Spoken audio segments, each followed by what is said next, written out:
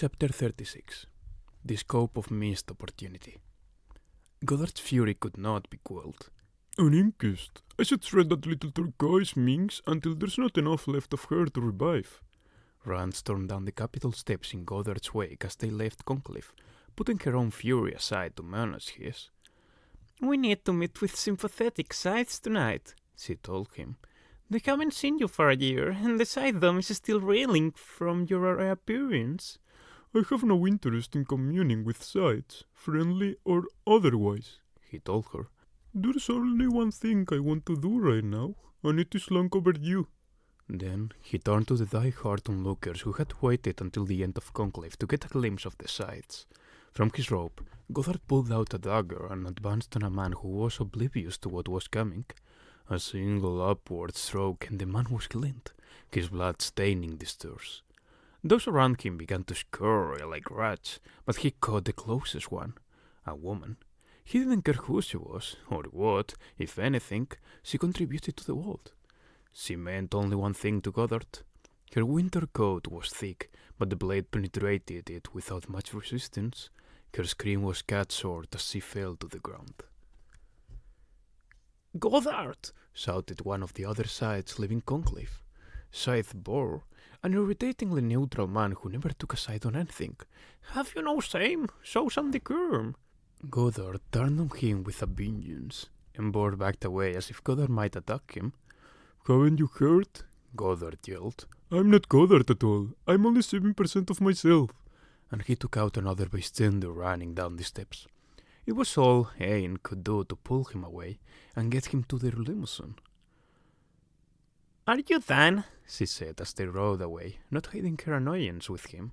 "Or should we stop at the bar, have a drink, and glean all the customers?" He pointed at her, just as he had pointed at Xenocrates. Goddard's drooped finger of warning.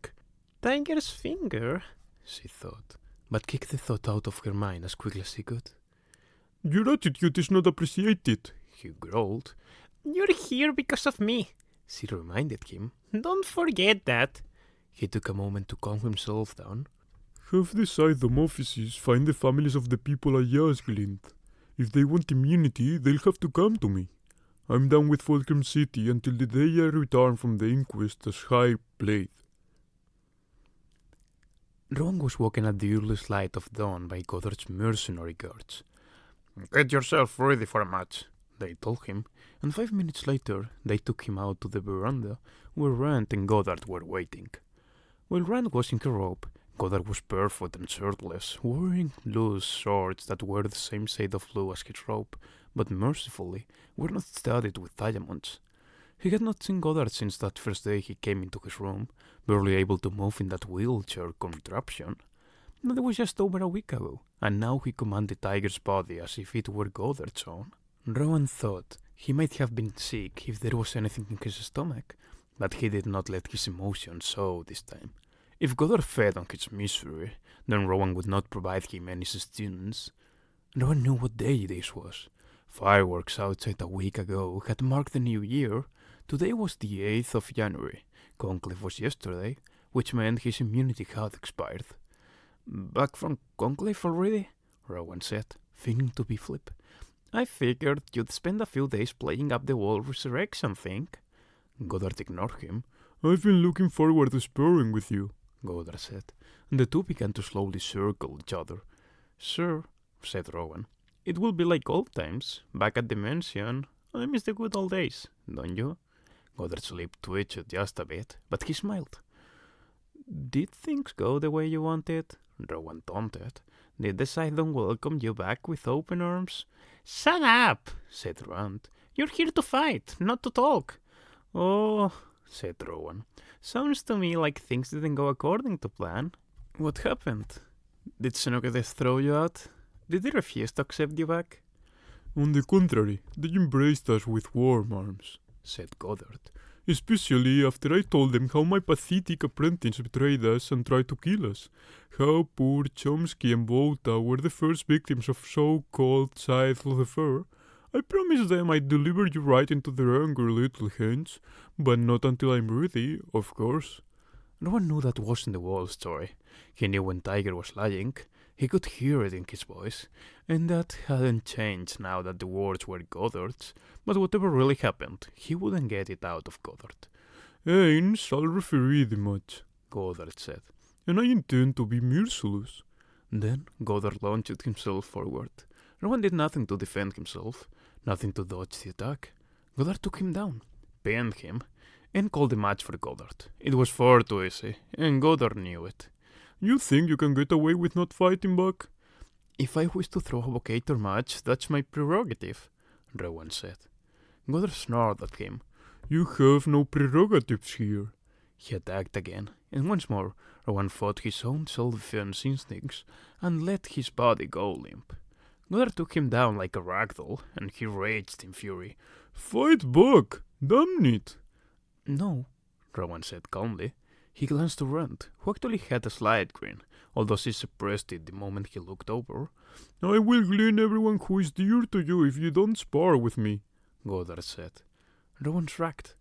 You can't. Scythe Bram's already claimed my father, and the rest of my family has immunity for another 11 months. And you can take out Cydra. She's already proven herself too smart for that. Goddard lunged at him again. This time Rowan gets dropped to the ground in cross-legged position. Goddard paced away, punched the wall, left a dent. I know what will get him to fight, Rand said, and stepped forward addressing Rowan. Do your best against Goddard, She said. and we'll tell you what happened in Conclave. You'll do no such thing. Goddard insisted. Do you want a real match or not? Goddard hesitated, then gave in. Very well. Rowan stood up. He had no reason to believe they would keep their word, but as much as he wanted to deny Goddard his match, Rowan also wanted the chance to take him down, to show no more mercy for him than he intended to show for Rowan. Rowan started a new match. The two circled. Again, Goddard made the first move, but this time Rowan countered with a dodge and a well-placed elbow. Goddard smiled now, realizing that the match was truly on. As they brutally battled, Rowan realized that Goddard was right.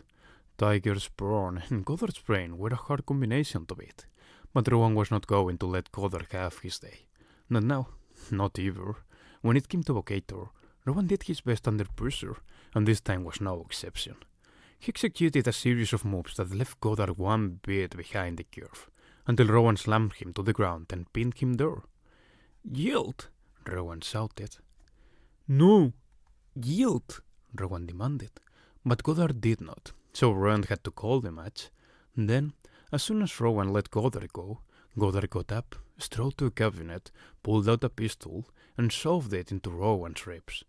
New rules, He said, then pulled the trigger, blasting a bullet that threaded through Rowan's heart and shattered the lamp across the room. Darkness began to overtake him, but before it did, he let loose a single laugh. Jitter, he said, and died. Oh, fool, Said Sidrand. Goddard put the pistol into her hand. Never end a match until I say so, He said. so that's it, then? She asked. Was that a gleaning? Are you serious? And miss my chance to haul him at the feet of the Grand Slayers at my inquest? Take him to an off-grid revival center. I want him back as soon as possible so I can kill him again. Then Goddard strode off. Once he was gone, Rand looked down at Rowan. Deadish as Deadish gets. His eyes were open, and his lips were still set in a defiant grin. She had once admired him, was jealous of him even, because of the attention Goddard had given him during his apprenticeship. She knew he wasn't cut from the same cloth as she or Goddard. She suspected he might break, but she never expected he would break so spectacularly. Goddard had no one but himself to blame, putting his trust in a boy whose side Faraday chose for his compassion. Ain didn't put much stock in compassion, never had.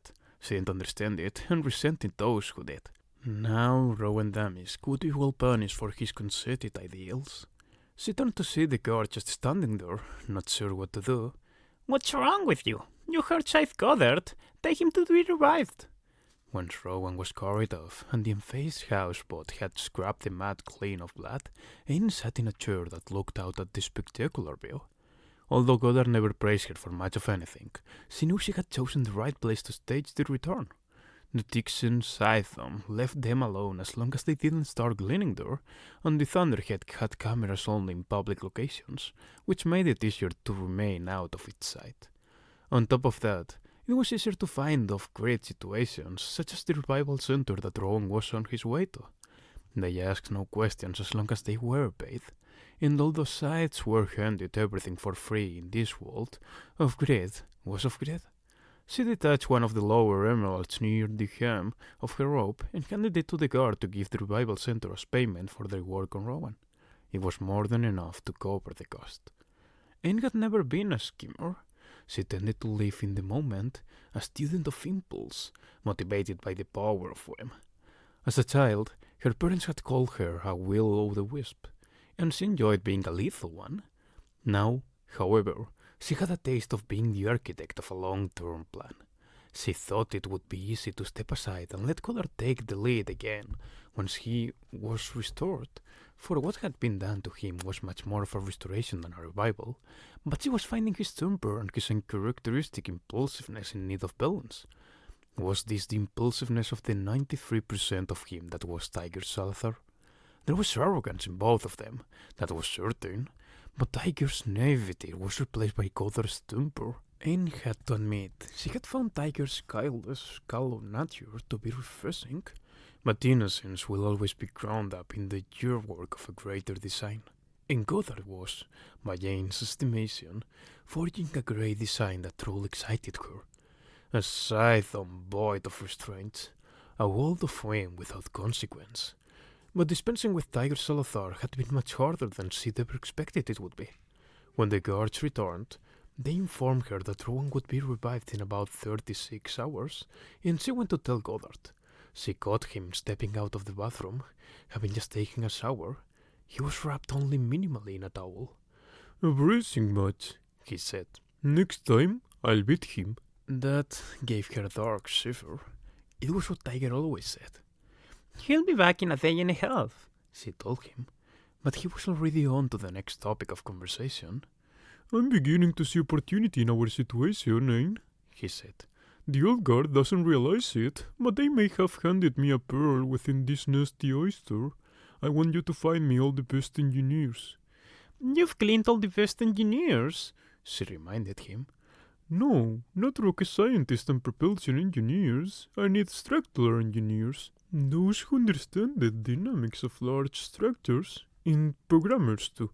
But programmers who are not beholden to either the Scythedom or the Thunderhead." "I'll ask around." He took a moment to admire himself in a tall mirror, then caught her eyes in the mirror as well, seeing the way she was looking at him. Ain resolved not to look away. He turned to her and took a few steps closer. "You find this physique to your liking?" She forced a sly grin. "When have I not enjoyed a well-sculpted man?" "And have you enjoyed this body?" Finally, she could not hold his gaze and looked away.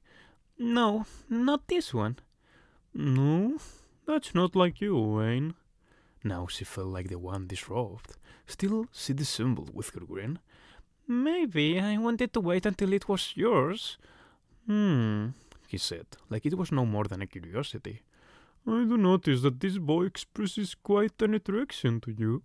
Then he brushed past her, put on his robe, and strode out, leaving her to learn the full scope of missed opportunity. Chapter 37. The Many Deaths of Rowan Damisk. Rowan Damisk? Rowan Damisk? Where am I? Who is this? This is the Thunderhead, Rowan. Are you speaking to me the way you spoke to Citra? Yes. I must still be Dudus. You are in between. Will you step in? Will you stop what Goddard is doing to the Scythedom? I cannot. It would be breaking the law, which I am incapable of doing. Then will you tell me what I can do? That would also be a violation. Then what's the point of this conversation? Leave me alone and go take care of the world. I wish to tell you not to lose hope. I have calculated that there is a chance you will have as profound an effect on the world as Citra Terra Nova. either as Scythe Lucifer or as your former self. Really? How much of a chance? 39%. What about the other 61%? My algorithms show that you have a 61% chance of permanently dying in the near future without having any effect of note. I don't feel comforted. You should. A 39% chance of changing the world is exponentially greater than most people can ever hope to have. Rowan kept a tally in his bedroom wall. It wasn't a tally of days, it was a tally of deaths. Each time he sparred with Goddard, he won, and each time Goddard summarily killed him in his fury at losing. It was turning into a rather old joke. How will you do it today, Your Honor? He said, turning "Your Honor" into a term of derision. Can you come up with something clever this time? The count had reached 14. Blade, bullet, blunt force. Goddard had used all methods to kill him, all but poison, which Goddard so despised. Goddard had the old Rowan's pain nanites down, so he would feel the full misery of agony. Even so, Goddard was always so infuriated when he lost a match that he couldn't stop himself from killing Rowan quickly, which meant Rowan's suffering was never drawn out. He would steel himself against the pain, count to 10, and he was always deadest before he got there. The Thunderhead spoke to him before his 14th revival at the Off-Grid Revival Center that was apparently not as off-grid as they thought. Rowan knew it wasn't a dream because it had a clarity and intensity different from dreams. He was rude to the Thunderhead. He regretted it, but there was nothing he could do about it now. It would understand. The Thunderhead was all about understanding and empathy. His biggest takeaway from his brief conversation with the Earth's governing entity was not that he might change the world, but the realization that he hadn't done so already. All the corrupt sides whose lives he ended, none of that changed anything. Scythe Faraday was right. You can change the tide by spitting in the sea. You can't weed a field that's already gone to seed. Perhaps Faraday's search for the Founder's failsafe would bring about the change that the slaying of bad sides couldn't. When he opened his eyes after that 14th revival, Scythe Rand was waiting for him. Until now, there had been no one. A nurse would arrive eventually, check his vitals, pretend politeness, then call for the guards to retrieve him. But not this time. "Why are you here?" he asked. "It is my birthday." And then he realized that it might well have been. He'd been losing so many days between revivals, he had no idea of the date anymore. "How do you keep doing this?" she asked. "You come back time after time so ready for the next match. It disgusts me." She stood up. "You should be crushed. I can stand that you're not." "It's my pleasure to be your displeasure." "Let him win," she insisted. "That's all you have to do." "And then what?" Rowan said, sitting up. "Once he wins, he has no reason not to end me." Then Rand got quiet. "He needs you alive," she told him, "so he can throw you at the mercy of the Grand Slayers during his inquest." Rand had kept her promise after his first revival. She told him what had happened in Conclave, about the vote for Highblade, and how Citra had thrown a monkey wrench into the works. "The Grand Slayer's only mercy," said Rowan, "will be to kill me quickly." "Yes," agreed Rand. "So in the meantime, these last days of yours will be better for you if you let Goddard win." Last days, thought Rowan. His death toll really must not have marked an accurate passage of time if there were only days left until the inquest. It was scheduled for the 1st of April. Were they already approaching that? "Would you have asked me to let Tiger win?" he put to her, and for a moment Rowan thought he caught something inside Rand. A twinge of regret, perhaps? A spark of conscience? He didn't think she was capable of that, but it was worth a deeper proof. "Of course not," Rand said, "because Tiger didn't slit your throat or rip your heart out when he lost." "Well, at least Goddard hasn't blown my brains out." "Because he wants you to remember," said Rand. "He wants you to know everything is done to you." Rowan actually found that amusing. Goddard couldn't do his words because Rowan's memory construct, stored in the Thunderhead's backbrain, hadn't been backed up since he went off-grid, so if Goddard damaged Rowan's brain, the last thing he'd remember once he was revived would be his capture by Scythe Rams. All his suffering at Godard's hands would be erased, and suffering erased was the same as no suffering at all. Now, as he looked at Rand, he wondered what sort of suffering she endured under Godard's hand. Certainly not the same as Rowan's, but there was misery there nonetheless. And ache? A yearning? Tiger was long dead now, but he was still very much present.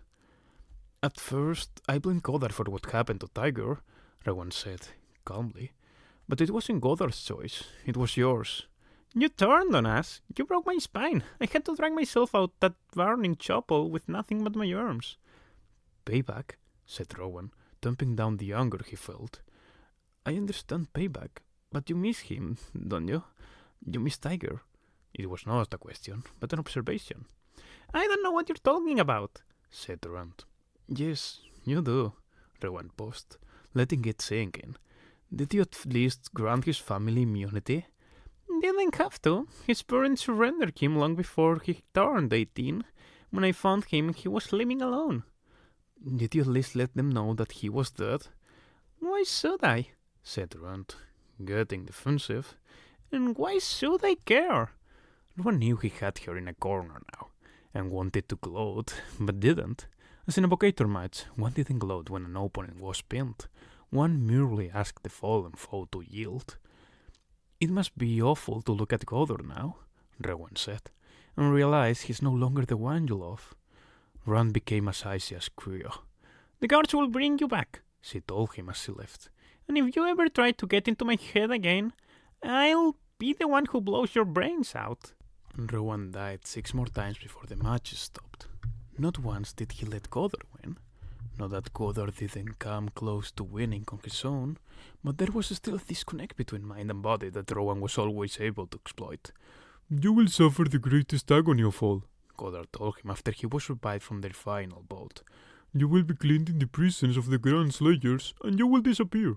You won't be a footnote in history, you will be erased from it. It will be as if you had never lived.